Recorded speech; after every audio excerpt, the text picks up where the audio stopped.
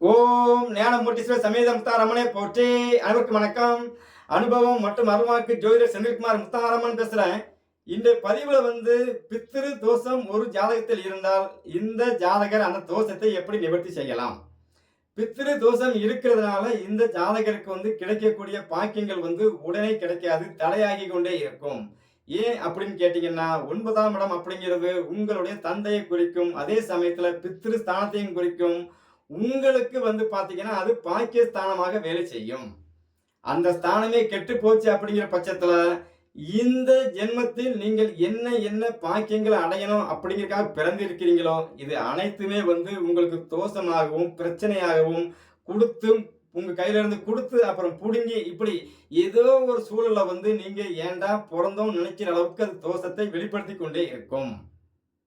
அப்போ இந்த மாதிரி உங்க அமைப்பு உங்க ஜாதகத்துல இருக்கு அப்படிங்கிற பட்சத்துல நீங்கள் எப்படி நிவர்த்தி செய்யலாம்? நிவர்த்தி செய்யறதுக்குண்டான பரிகாரங்கள் என்ன? வாழ்வியல் பரிகாரங்களா சொல்றேன், சரிங்களா? நீங்க கரெக்டா செஞ்சுட்டு வந்துட்டே இருங்க. வாழ்க்கையில இந்த பித்திரு தோஷம் அப்படிங்கிறது படிப்படியா குறைய ஆரம்பிக்கும். குறைய ஆரம்பிக்கும் போதே உங்களுக்கு தெரிய ஆரம்பிச்சிடும். உங்களுக்கு கிடைக்கக்கூடிய நீங்கள் ஆசைப்பட்ட அனைத்துமே உங்களை தேடி வர ஆரம்பிச்சுக்கிட்டே இருக்கும். இந்த பரிகாரம் அப்படிங்கிறது இதுக்கு முன்னால இதுவரை இனி உள்ள காலங்களில் யாராவது சொல்லுவாங்களா அப்படின்னு கேட்டீங்கன்னா கண்டிப்பாக தெரியாது. ஏன்னா எனக்கு உணர்த்தினதே என் அன்னை முத்தாரம்மன் எனக்குள் இருந்து உணர்த்திய விஷயம்தான். இந்த தோஷத்தை நீங்க சரியா நிவர்த்தி பண்ணிட்டீங்க அப்படின்னா வாழ்க்கையில எப்பேற்பட்ட பிரச்சனை இருந்தாலும் நீங்க ஈஸியா செஞ்சுட்டு வந்துகிட்டே இருக்கலாம். ஏன்னா 9ஆம் இடம் அப்படிங்கிறது பாக்கியஸ்தானம். அந்த ஸ்தானம் உங்களுக்கு பித்திருஸ்தானம் கெட்டு போச்சு அப்படிங்கிற பட்சத்திலேயே நீங்கள் பிறந்த உடனே கொஞ்ச காலத்துல தந்தையை இழக்கிறதுக்கு உண்டான சூழலை உருவாக்கும். நீங்க சின்ன குழந்தையா இருக்கிறீங்க அப்படிங்கிறக்கா என்ன பண்ணுவாங்க அப்படின்னா, சில ஊர் வழக்கப்படி உங்களுக்கு தந்தைக்கு செய்யக்கூடிய அந்த ஈம கடன் இருக்குல்ல, கடைசி கடன், முட்டை போடுறது, கொள்ளி வைக்கிறது, இந்த மாதிரி சமாச்சாரம் இருக்குல்ல, இதை செய்யறதுக்கு உண்டான சூழல்ல இல்லாத அளவுக்கு நீங்க குழந்தையா இருந்திருப்பீங்க. அல்லது நீங்க வேலை நிமித்தமாக எங்கேயாவது மாறி போய் உடனே செய்ய முடியாத அமைப்புல நீங்க சிக்கிருப்பீங்க. இதனால நீங்கள் செய்ய முடியாத அளவுக்கு அந்த தோஷங்களை உங்களை விலக்கி வைக்கும். இது பித்திரு தோஷம். யார் ஒருவர் தன்னுடைய தாய் தந்தைக்கு செய்யக்கூடிய கடைசி கடன் என்று சொல்லக்கூடிய கர்ம கடனை சரியா செய்யறாங்களோ அவங்க வாழ்க்கையில ஜெயிச்சுக்கிட்டே இருப்பாங்க. ஏன்னா தாய் தகப்பன் உங்களுக்கு எவ்வளவு சொத்து சேர்த்து வச்சு கொடுத்துட்டு போயிருந்தாலும் சரி, கடைசி அவங்க கேட்கக்கூடிய விஷயம் என்னன்னு கேட்டீங்கன்னா, மகனே நிறைய சொத்து சேர்த்து வச்சிருக்கிறேன், நீ எனக்கு இந்த முட்டை போட்டு என்னோட கடைசி இறுதி சம்பந்தப்பட்ட விஷயத்த கரெக்டா முடிச்சு கொடுத்துறப்பான்னு தான் கேட்பாங்க. கடன்ல உங்களை விட்டுட்டு போனாலும், கடன்ல விட்டுட்டு போறேன், இதுக்காக எங்களை நீ அனாதையா விட்டுறாதப்பா, இந்த ஜென்மத்துல எங்களால உனக்கு நிறைய சாதிச்சு வைக்கணும்னு ஆசை இருந்தது, கால சூழல் சரியில்லை, என்னால செய்ய முடியல, அதுக்காக இந்த தாய் தந்தையை நீங்க அனாதையா விட்டுறாதுங்க, கடைசியா செய்யக்கூடிய அந்த கொல்லி வச்சு அந்த முட்டை போடுற அந்த கர்மா மட்டும் கரெக்டா கழிச்சு விட்டுறியான்னு கேட்பாங்கல்ல, இதுதான் தாய் தந்தைக்கு நம்ம கடைசியா செய்யக்கூடிய விஷயம். வாழ்க்கையிலே வாழ்நாளிலே செய்யக்கூடிய ஒரே ஒரு விஷயம் இந்த விஷயம்தான். ஆனா இது எப்படின்னு கேட்டீங்கன்னா, சில பேருக்கு சூரியன் சந்திரன் 4ஆம் இடம் 9ஆம் இடம் கெட்டு போய் இருக்கும்போது தந்தைக்கு இவங்களுக்கும் சண்டை அடிப்படை சண்டை போட்டு உங்களுக்குள்ளே மனக்கசப்பாகி, நீ செத்தா உன் மூஞ்சில நான் முடிக்க மாட்டேன், நான் செத்தா என் மூஞ்சில முடிக்க மாட்டேன், எப்படி இவங்களுக்குள்ளே ஒருத்தர் மாத்தி ஒருத்தர் பேசி சண்டை போட்டு தாய் பிள்ளைகள் எல்லாம் பிரிஞ்சு இருப்பாங்க. ஒரு காலகட்டத்துல தாய் தந்தை இறக்கக்கூடிய சூழல் வந்துட்டால் கூட இவங்க போய் அந்த கடைசி கடன் என்று சொல்லக்கூடிய அந்த கொல்லி வச்சு அந்த ஈம கடனை செய்யாம விட்டுருவாங்க. இதன் விளைவு உங்கள் வம்சத்தையே வேற இருக்கும். ஏன் அப்படின்னு கேட்டீங்கன்னா, நீங்க செய்யாம விட்டதுக்கு 1000 காரணம் இருக்கலாம். அவ்வளவு சொத்து வச்சிருந்தாங்க, எனக்கு தெரியல, என் தம்பி கொடுத்துட்டாங்க, எங்க அக்கா கொடுத்துட்டாங்க, அவ்வளவு நகை வச்சிருந்தாங்க எங்க அம்மா, எனக்கு தெரியல, என் பிள்ளைகள் கொடுத்துட்டாங்க, என் தங்கச்சி கொடுத்துட்டாங்க, அப்படி இப்படின்னு சொல்லி 1000 காரணம் சொல்லுங்க. இது சபையில் ஏறாது. ஏன்னா உயிர் கொடுத்து உங்களுக்கு உயிர் கொடுத்து இந்த உருவத்தை கொடுத்து இந்த பூமியில உங்களை நடமாட விட்டதே மாதா பிதா என்று சொல்லக்கூடிய அந்த தாய் தந்தை. யார் ஒருவர் கரெக்டா அவங்களுக்கு எப்பேற்பட்ட பிரச்சனை இருந்தாலும் சரி அதை அப்படியே மறந்துட்டு அந்த நேரத்துல அவங்க கடமை செய்யறாங்களோ அவங்க வம்சம் வாழையடி வாழையா வளர்ந்துகிட்டே இருக்கும். அனுபவத்தில் கண்ட உண்மை கூட என் அன்னை முத்தாரம்மன் எனக்குள் இருந்து உணர்த்திய விஷயமும் இதுதான். சரி, அப்ப இந்த மாதிரி ஒரு அமைப்புல நம்ம ஜாதகத்துல 9ஆம் இடம் பித்திரு தோஷமாகவே மாறி போச்சு அப்படின்னா தந்தைக்கு நீங்கள் அந்த மாதிரி ஒரு ஈமக்கடன் செய்யறதுக்கு உண்டான சூழலை இந்த கிரகங்கள் உங்களுக்கு அனுமதிக்காது. அது நீங்க அப்படி சொல்றதெல்லாம் அப்படி ஒண்ணும் வாய்ப்பில்ல. நாங்க அந்த மாரி செஞ்சுட்டேன் அப்படின்னு நீங்க சொன்னீங்கன்னா, உங்களுடைய அந்த 9ஆம் இடம் என்று சொல்லக்கூடிய ஸ்தானம் வந்து பார்த்தீங்கன்னா, உங்களுக்கு பாக்கியஸ்தானம், அது தந்தை ஸ்தானம், பித்ரு ஸ்தானம். அதே சமயத்துல உங்களுடைய தாத்தா அப்பா வழி அப்பாவுடைய அப்பா இருக்கிறாங்கல்ல, அவங்களுக்கு அது தாத்தா ஸ்தானம். உங்களுக்கு மட்டும் இந்த அமைப்பு வேலை செய்யும் அப்படிங்கிறது இல்ல. தந்தையே வந்து பார்த்தீங்கன்னா, உங்களுடைய தாத்தாவுக்கு செய்யக்கூடிய இந்த ஈமக்கடனை செய்யாம விட்டிருப்பார். அதன் அமைப்பு உங்களுக்கு தோஷமாக மாறும். இல்லையே என் கண்ணுக்கு எதிரே எங்க தாத்தா இருக்கிறாரு. அந்த மாரி அந்த மாரி ஒண்ணு அப்படி தெரியலையே அப்படின்னு நீங்க சொன்னீங்கன்னா, உங்களுடைய தாத்தாவ கூப்பிட்டு கேளுங்க. தாத்தா, உங்களுடைய அப்பாவுக்கு நீங்க இறந்திருப்பாங்கல்ல, அவங்களுக்கு மொட்டை போட்டீங்களா? அவங்களுக்கு கொல்லி வச்சீங்களான்னு கேளுங்க. அவங்க இல்லடா, என்ன வந்து அப்படி பேசிட்டாங்க, தூக்கி தூர வீசிட்டாங்க. அதனால நான் அந்த கொல்லி வைக்காம விட்டுட்டு வந்துட்டேன். அப்படின்னு சொல்லுவாங்க. அது உங்கள் ஜாதகத்தில் 9ஆம் இடம் என்று சொல்லக்கூடிய அப்பா மூலமாக உங்கள் ஜாதகத்துல அப்பா தோஷமாக, ஏன்னா அது அப்பா செஞ்சிருக்கணும். தாத்தா செய்யாம விட்டுட்டாரு. தாத்தா சொத்து பேரனுக்கு. பேரன் செஞ்சிருக்கணும்ல. அப்பாவும் செய்யாம விட்டிருப்பார். அதன் விளைவு அப்பாவுக்கு பிறந்த DNA என்று சொல்லக்கூடிய உங்கள் உறவில் அது தோஷமாக நிற்கும். சரி, இந்த தோஷமா நிக்கிற இந்த இந்த ஸ்தானம் உங்களுக்கு வந்து என்னென்ன பிரச்சனை கொடுக்கும் அப்படின்னு கேட்டீங்கன்னா, உங்களுக்கு அது பாக்கியஸ்தானம். இந்த ஜென்மத்துல நீங்க என்ன அடையணும்னு இந்த பிரம்ம தலையில எழுதி உங்களுக்கு அனுப்பியிருக்கிறாரோ, அது எல்லாமே உங்களுக்கு முழுமையா அடையணும்னா அந்த ஸ்தானம் வேலை செய்யணும். அந்த ஸ்தானாதிபதி வேலை செஞ்சா தான் நீங்க அவத்தையும் சாதிக்க முடியும். அப்போ அதுவே தோஷமா இருக்கும் பட்சத்தில் நீங்கள் அதை கழிக்க தான் நீங்க சாதிக்க முடியும். அந்த ஸ்தானம் வந்து உங்களுக்கு 9ஆம் இடமாக வேலை செய்யக்கூடிய அதே ஸ்தானம் உங்களுடைய குழந்தைகளுக்கு அது குழந்தையாக வேலை செய்யும். அதாவது உங்கள் வம்சத்தை அது விருத்தி பண்ணி கொடுக்கும். அதாவது உங்களுக்கு பேரனோ பேத்தியோ உடனே கிடைக்கணும் அப்படின்னா அந்த ஸ்தானம் வேலை செய்யணும். கல்யாணம் முடிஞ்சு பிள்ளைகளுக்கு கொடுத்துட்டோம், நம்ம பிள்ளைகளுக்கு வந்து குழந்தை பாக்கியமே இல்லையேன்னு தடுமாறுறீங்களே, இங்கே பித்திரு தோஷம் வேலை செய்து கொண்டே இருக்கும். அப்ப அந்த தோஷத்தை நிவர்த்தி செய்ய வேண்டும். எனக்கு எல்லா பேரன் பேத்தி எல்லாருமே இருக்கிறாங்க. ஆனா கண்ணு கெட்டாத தூரத்துல வெளிநாட்டுல இருக்கிறாங்க. அவங்கள பார்க்க கூட முடியல. எல்லாரும் பக்கத்துல இருக்கிறாங்க. சோத்துக்கு தாளம் போடுறாங்க. அவங்க வாழ்க்கையும் சரியில்லை. இப்ப நிம்மதி இல்லாம இருக்குன்னு சொல்றீங்களே, அங்கே பித்திரு தோஷம் வேலை செஞ்சு கொண்டே இருக்கும். அந்த தோஷத்தை நீங்க சரியா நிவர்த்தி செஞ்சா மட்டும்தான் இந்த ஜென்மத்துல நீங்க என்னென்ன அடைய நினைக்கிறீங்களோ அதை அடைய முடியும். சரி, எப்படி அதை நீங்க வந்து நிவர்த்தி செய்யலாம்? ஏன்னா தந்தைக்கு ஈமக்கடன் அப்படிங்கிறது வாழ்க்கையில உடனே தான் செய்ய முடியும். சரிங்களா? தாத்தா செஞ்சிருந்தாலும் அதே அமைப்பு தான். தாத்தாவுடைய தாத்தா செஞ்சிருந்தாலும் அதே அமைப்பு தான். அப்ப எப்படித்தான்ப்பா இது செய்யறது? நல்லா தெளிவா புரிஞ்சுக்குங்க. ஒரே பரிகாரம் என் அன்னை முத்தாரம்மன் எனக்குள் இருந்து உணர்த்திய விஷயத்தை தெளிவா கொடுத்துட்றேன். வளவளன்னு பேசல, ஷார்ட்டா முடிச்சிடுறேன். சரிங்களா? 9ஆம் இடம் அப்படிங்கிறது பாக்கியஸ்தானம். நீங்கள் இஷ்டப்பட்டு வழிபாடு செய்யக்கூடிய என் அன்னை முத்தாரம்மன், காஞ்சி காமாட்சி, மதுரை மீனாட்சி, சமயபுரம் மாரியம்மன், இப்படி எண்ணற்ற தெய்வங்கள், எல்லா தெய்வத்தையும் எடுத்துக்குங்க. ஏதோ ஒரு தெய்வத்தை கெட்டியா பிடிச்சிட்டு இருப்பீங்கல்ல, அந்த தெய்வத்திற்கு சரியாக வருஷத்துல ஒரு தடவை போய் நீங்கள் வந்து உங்களுடைய தந்தை இல்லை அப்படின்னாச்சுன்னா, தந்தைக்கு செய்யாம விட்டுட்டீங்க அப்படின்னா, தந்தை இறந்த திதி அல்லது அது திதி தெரியல அப்படின்னா, தந்தை இறந்த கிழமை நாள்ல போய் உங்களுடைய முடியை காணிக்கையாக இஷ்ட தெய்வம் கோயில போய் கொடுத்துட்டு வந்துகிட்டே இருங்க. ஏன் அப்படின்னு கேட்டா, 9ஆம் இடம் அப்படிங்கிறது பாக்கியம், 9ஆம் இடம் அப்படிங்கிறது இஷ்ட தெய்வம்.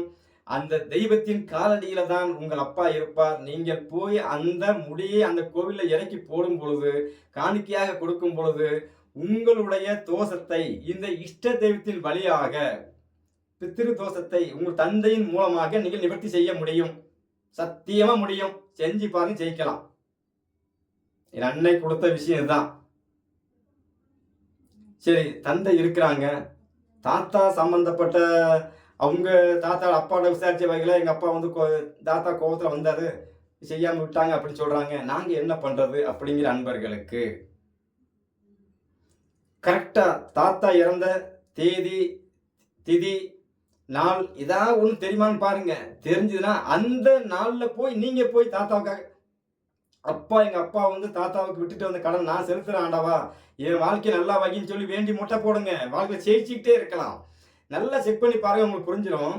ஒவ்வொரு ஊர்கள்ல வந்து ஒவ்வொரு ஐதீகங்கள் இருக்கும். சில ஊர்களில் வந்து தந்தை இப்போ தென் மாவட்டம் என்று சொல்லக்கூடிய திருநெல்வேலி தூத்துக்குடி மாவட்டத்தில் எடுத்தாச்சுன்னா தந்தை என்று சொல்லக்கூடிய உறவு மரணம் ஆயிட்டாங்க அப்படின்னாச்சுன்னா ஆண் குழந்தைகள் எத்தனை குழந்தை இருந்தாலும் அவங்க முடிக்காணிக்க மொட்டை போட்டே ஆகணும். ஆனால் நல்லா செக் பண்ணி பாருங்க. நான் இப்போதைக்கு இருக்கக்கூடிய கோயம்புத்தூர் மாவட்டம், சேலம் மாவட்டம், சேலம், திருப்பூர், ஈரோடு, நாமக்கல் இந்த சுற்றளவுக்குள்ள இருந்து எனக்கு வரக்கூடிய ஜாதக அமைப்புகளை வச்சு நான் உங்களுக்கு சொல்றேன். இந்த மாதிரி இந்த ஊர்களில் உள்ள அமைப்புல வந்து பாத்தீங்கன்னா தாய்க்கு தலைமகன், தந்தைக்கு இளைமகன் அப்படின்னு சொல்லி தான் முடிக்காணிக்க மொட்டை போடுறாங்க. அந்த தந்தைக்கு செய்யக்கூடிய ஈமக்கடன் செய்யறாங்க. ஒரு தந்தைக்கு 4 குழந்தை பிறக்குது. தந்தைக்கு 4 குழந்தை பிறக்குது. அந்த குழந்தைக்கு வந்து ஒரு குழந்தை மட்டும் மொட்டை போட்டு ஈமக்கடன் செஞ்சுட்டு மீதி 3 குழந்தைகள் செய்யாம விடுறதின் விளைவு என்ன ஆகும்னா, அந்த தந்தைக்கு எந்த குழந்தை கரெக்டா முடிக்காணிக்க கொடுத்து ஈமக்கடனை கரெக்டா செஞ்சாங்களோ அந்த குழந்தையோட வம்சம் அப்படிங்கிறது வளர்ந்துகிட்டே இருக்கும்.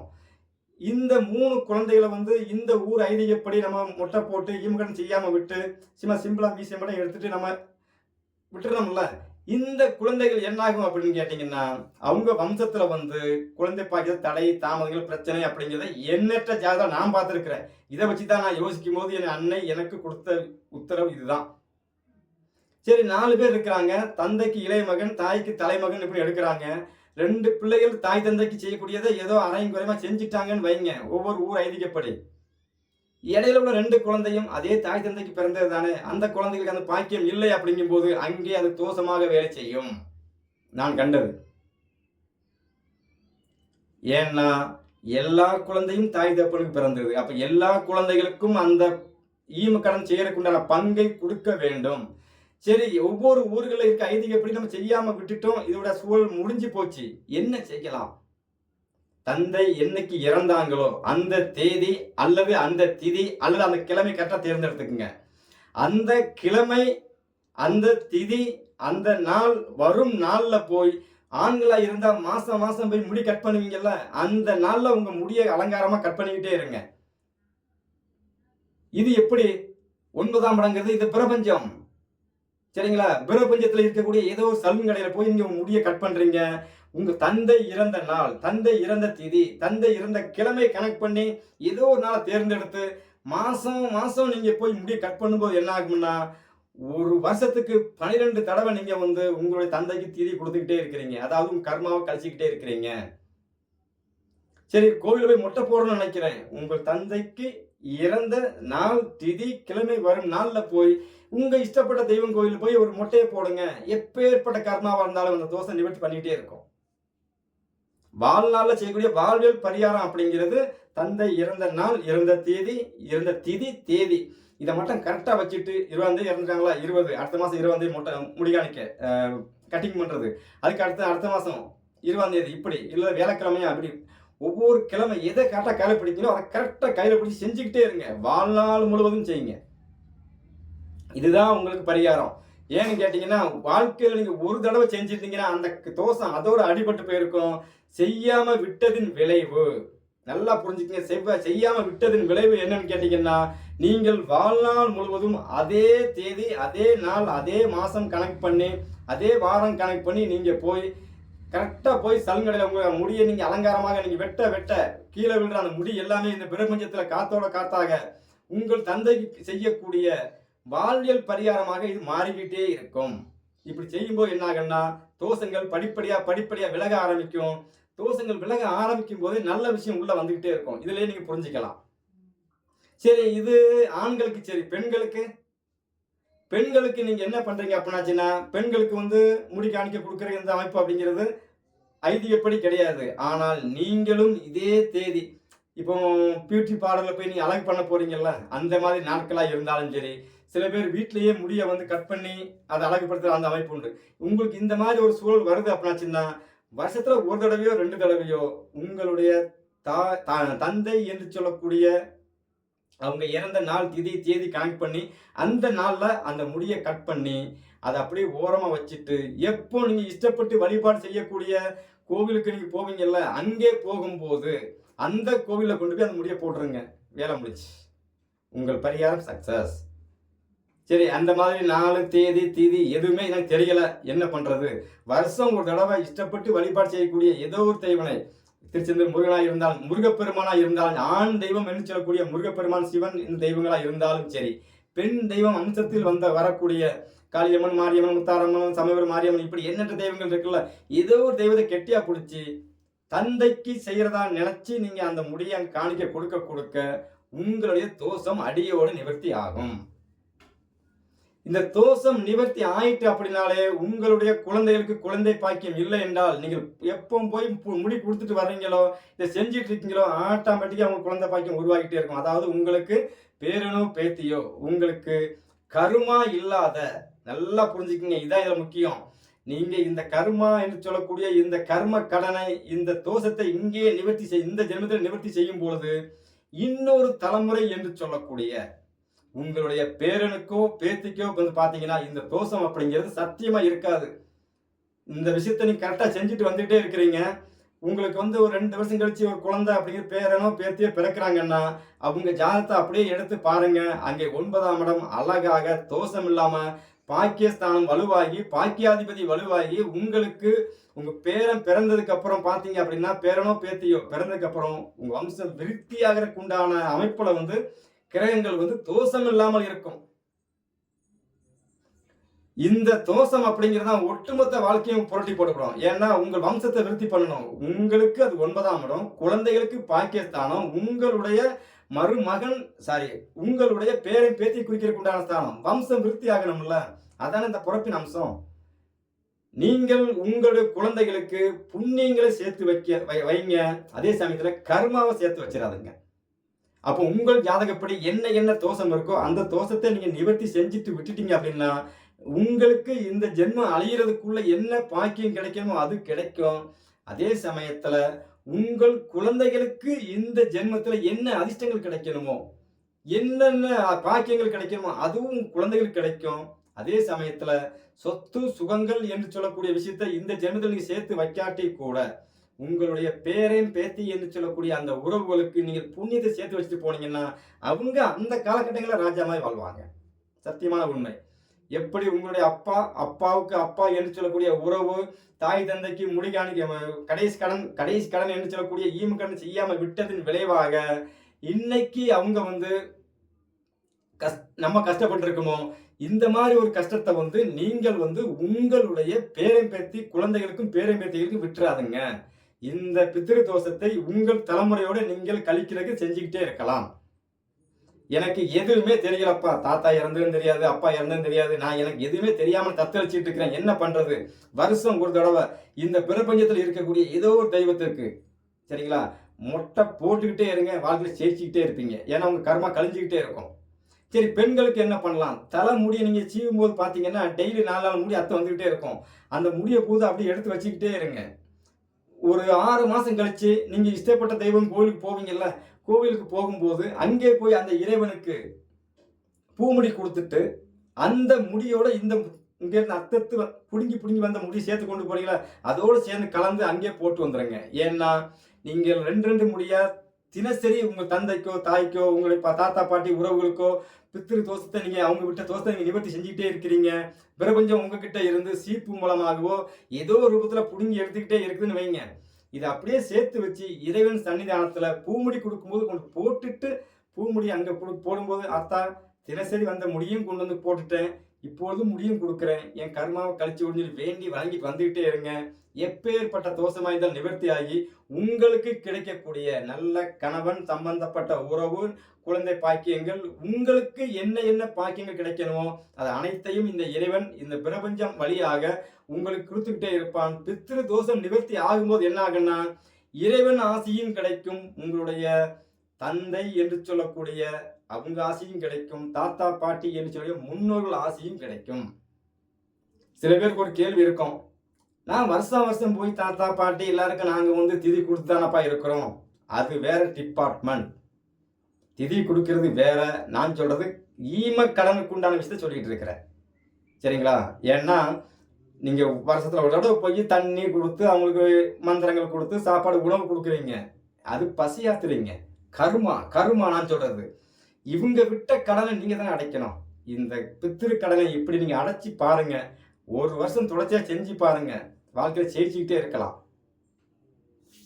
உங்களுடைய வாழ்க்கையில எண்ணற்ற பிரச்சனைகள் எது வந்தாலும் சரி, அது வரக்கூடிய பிரச்சனைகள் வரும். அப்படியே விலகி போயிட்டே இருக்கும்.